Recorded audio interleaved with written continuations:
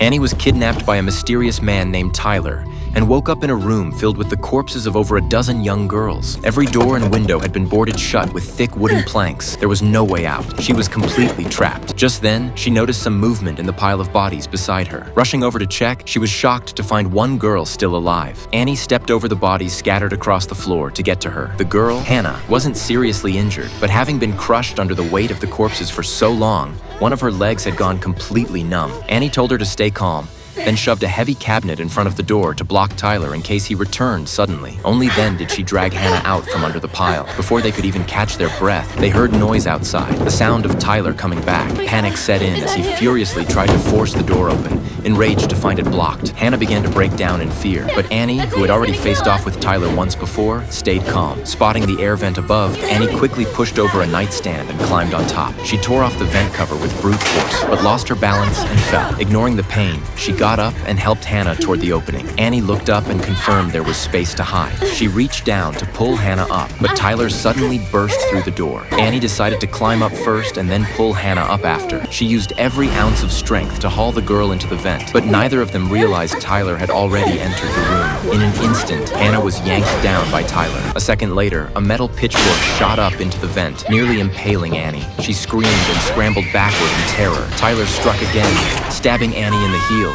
She let out a cry of pain, but quickly clamped her hand over her mouth to stay silent. Moments later, peering through a crack in the vent, Annie tried to check below, only for Tyler to jab the pitchfork upward again, this time driving it into her shoulder.